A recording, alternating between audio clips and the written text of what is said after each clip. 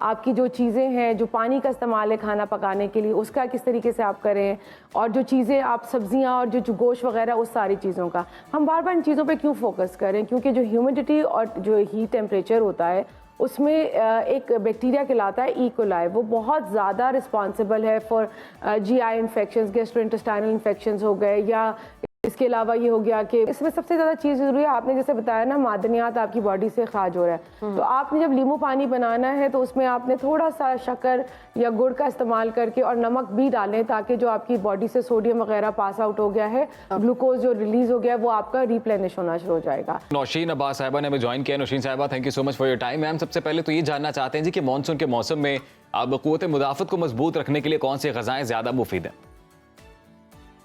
बिल्कुल आपने सही कहा, क्योंकि ये जो मौसम है, ह्यूमिडिटी और टेम्परेचर ऐसा है जिसमें आपने जो ग़िज़ा है उसमें ख़ास ख्याल रखना है, उसके साथ साथ अपनी हाइजीन का भी आपने ख़ास ख्याल रखना है। हाइजीन में आपका मतलब ये है कि आपने ये देखना है कि आपने हाथ धो के खाने का इस्तेमाल करना है, आपकी जो चीज़ें हैं, जो पानी का इस्तेमाल है खाना पकाने के लिए, उसका किस तरीके से आप करें, और जो चीज़ें आप सब्जियां और जो गोश्त वगैरह, उस सारी चीज़ों का हम बार बार इन चीज़ों पर क्यों फोकस करें? क्योंकि जो ह्यूमिडिटी और जो हीट टेम्परेचर होता है उसमें एक बैक्टीरिया कहलाता है ई कोलाई, वो बहुत ज़्यादा रिस्पॉन्सिबल है for GI infections, gastrointestinal infections हो गए, या इसके अलावा ये हो गया कि कहीं ना कहीं में टाइफाइड देखने को भी मिलता है।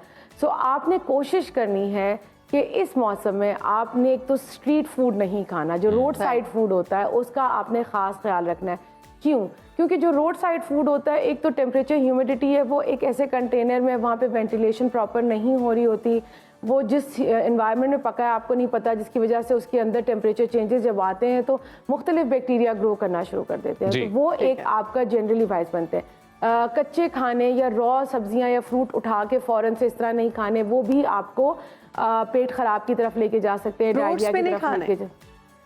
फ्रूट्स अगर आप ले रहे हैं, तो अगर वो ऐसा कोई फ्रूट है जो छिलके के साथ आप खा रहे हैं, तो आप कोशिश करें कि फिर उसको आपने अच्छे तरीके से धो के, हाँ, पील ऑफ कर लिया है, धो के साफ तरीके से आपने उसको खाना है।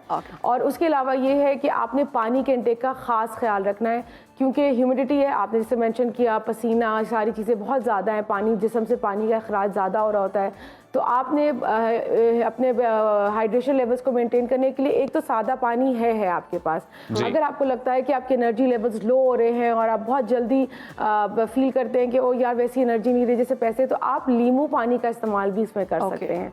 और अच्छा, मैं इसी से रिलेटेड नौशीन, मेरा सवाल ये है कि क्योंकि ह्यूमिडिटी बहुत ज़्यादा पाकिस्तान में, हालात गर्मी जो है बहुत ज़्यादा इस दफ़ा पड़ रही है, जिनको पसीना नहीं भी आता था वो भी अब पसीने से शराबूर होते हैं, और ख़ासतौर पर जो ख़वातीन किचन में काम करती हैं उनकी हालत बहुत ख़राब हो जाती है, बहुत ज़्यादा ह्यूमिडिटी की वजह से स्वेटिंग होती है, और फिर खाना बनाने के बाद या फिर अगर आप वैसे ही लोगों को गर्मी लगती है तो उनकी बॉडी में इतनी वीकनेस होती है कि ना उनसे हिला जाता ना उठा जाता है।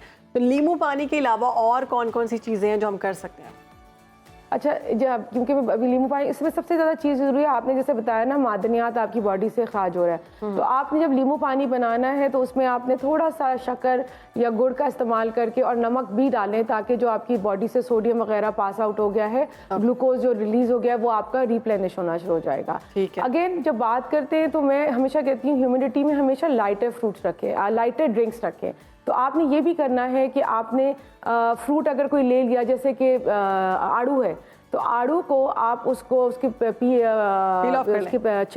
पील ऑफ कर लेंगे, उसके छिलके के साथ भी ब्लेंड करें, बर्फ़ पानी में डाल के हल्का सा नमक और पुदीने का इस्तेमाल उसमें डालें, तो आप देखेंगे कि बड़ा अच्छा, बड़ा वो एनर्जेटिक ड्रिंक बन जाता है। और मैंने जैसे नींबू पानी की बात की थी, तो आपको पता है आजकल हर जगह मिंट मार्गरीटा, तो सबसे अच्छा तरीका घर में बनाने का है, लेकिन पुदीना जहाँ ले रही हैं आपने उसके पत्तों को अच्छे तरीके से धोना है। मैं बार बार कह रही हूँ कि ऐसी सारी सब्जियाँ जो आप मिट्टी के करीब होती हैं उसमें बहुत ज़्यादा चांसेस होते हैं बैक्टीरिया प्रेजेंट रहने के, तो आपने उसका आप करें। इसी तरह लस्सी का इस्तेमाल, क्यों लस्सी जो है, और उसमें दूध का इस्तेमाल कम रखेंगे, दही कम दूध है, लाइक अगर 1 गिलास बना रहे हैं तो उसमें 1/4 आपका दूध होगा, पानी और बर्फ़, और इसमें हल्का सा नमक और आपने गुड़ डाला, तो आप देखेंगे एक बड़ी अच्छी लस्सी बनती है। लस्सी में इसलिए कह रही हूँ कि दही जो है वो प्रोबायोटिक्स से रिच है, और प्रोबायोटिक्स आपकी गट हेल्थ, यानी कि आपके जो पेट है और आपके जो इंटेस्टाइन है उसकी हेल्थ के लिए बहुत इंपॉर्टेंट। ठीक है नौशीन साहब, ये भी बताइएगा कि ग़िज़ाओं में कौन सी ऐसी ग़िज़ाएं हैं जिनका इस्तेमाल इस मौसम में हमें बढ़ा देना चाहिए, और फिर कौन सी ऐसी प्रैक्टिसेस हैं जो हम लोग अपने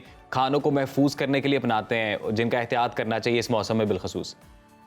आपने उन खानों को अपने डाइट में रखना है जो जिसमें वाटर कंटेंट ज़्यादा है, जैसे खीरा है, ठीक है, जैसे सही। कि सलाद के पत्ते हो गए। इसी तरह आपने जो चीज़ें अवॉइड करनी है वो बहुत ज़्यादा स्पाइसी फूड्स हैं, वो आपने उसको अवॉइड करना है। बहुत ज़्यादा डीप फ्राइड फूड्स हैं, वो आप मत खाएंगे। मैं इसलिए बता रही हूँ क्योंकि ये आपके जिस्म से पानी को एब्जॉर्ब कर लेते हैं। सब्जियों में आपके पास गोभी है, बंद गोभी है, पालक है, भिंडी है, ये वो सब्जियां हैं जो आप इजीली इस्तेमाल कर सकते हैं। बड़ा गोश्त मैं जनरली मना करती हूँ ह्यूमिडिटी में और इस मौसम में इस्तेमाल, क्योंकि वो डाइजेस्ट करने में भी आपको प्रॉब्लम देता है। तो आप दालों का इस्तेमाल रखिए, वो लाइटर प्रोटीन्स और वो इजीली आपसे डाइजेस्ट भी हो जाते हैं। अच्छा, तो फेस ये पर वो चीज़ स्किन बहुत ख़राब हो जाती है, उसके लिए क्या करें? स्किन के लिए सबसे अच्छी चीज़ जो आपके खाने में इस वक्त मौजूद है वो विटामिन सी होती है। जैसे मैंने मेंशन किया, क्यों विटामिन सी हमें चाहिए भी, क्योंकि बार बार डायरियल डिजीजेज होती हैं, आपकी इम्यूनिटी लो होती चली जाती है, ठीक है। तो विटामिन सी जैसे रिच जो चीज़ें हैं आप ज़रूर इस्तेमाल करें। उसमें लीमू है, उसमें क्या कहते हैं, आपके पास पालक के पत्ते हैं, आपके पास शिमला मिर्च है, टमाटर है, ये वो सारी चीज़ें हैं जिसमें विटामिन सी ज़्यादा होता है और ये आपकी स्किन को वेल हाइड्रेटेड भी रखता है। और सबसे बेस्ट चीज़ जो है ना, आपने स्किन अच्छी रखनी है तो पानी का इंटेक आप अपना ज़रूर मेंटेन रखें।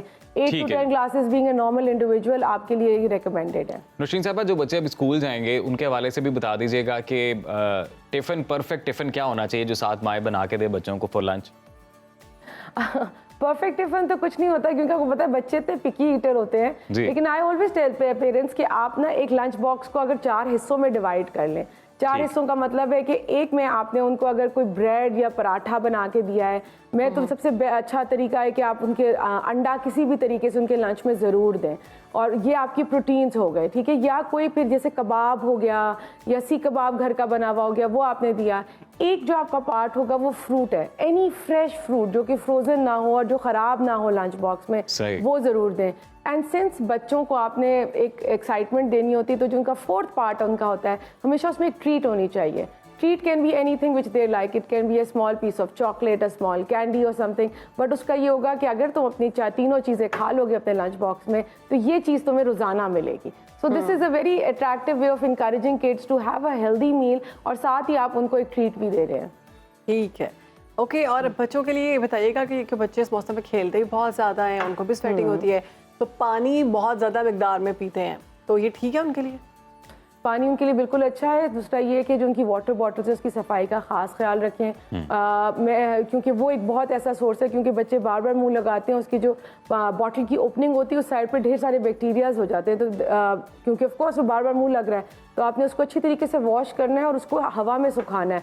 सो नेक्स्ट डे के लिए वो बॉटल पूरी ड्राइड अप होनी चाहिए, उसमें पुराना पानी या बंद नहीं रहना चाहिए, उसका ढकना खुला होना चाहिए। और पानी आप बच्चों को दें इस मौसम में, तो मैं हमेशा पेरेंट्स को कहती हूँ कि गिव देम 2 बॉटल्स। एक बॉटल जो है वो anything which can be a drink, something जो उनको पसंद है।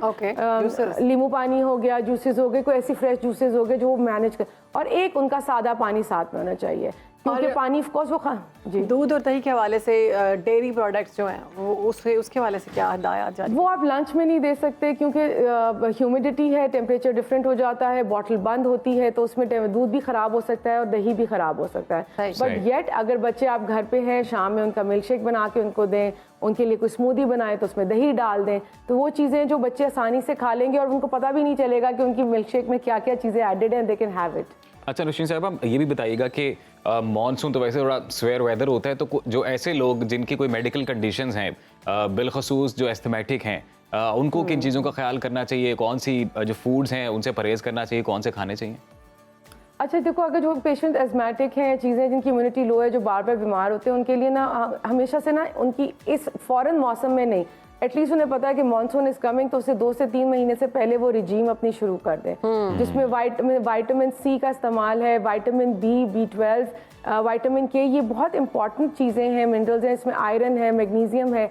ये चीज़ों का इस्तेमाल अगर आप, जैसे हम प्रिपरेशन करते हैं ना, एग्ज़ाम की भी हम प्रिपरेशन करते हैं, so we know that pollen season आ रहा है, या हमें पता है कि ये वाला सीज़न मानसून का सीज़न आ रहा है, तो उससे 2-3 महीने पहले से आप अपनी डाइट में सारी चीज़ें ऐड ऑन करना शुरू कर दें। ठीक है जी, ठीक है नौशीन अब्बास साहबा, बहुत शुक्रिया, आपने सुनो पाकिस्तान को वक्त दिया और बहुत अच्छे ट्रिक्स एंड टिप्स बताई कि हमें कौन सी चीज़ मानसून में खानी और किन चीज़ों से हमें परहेज़ करना चाहिए।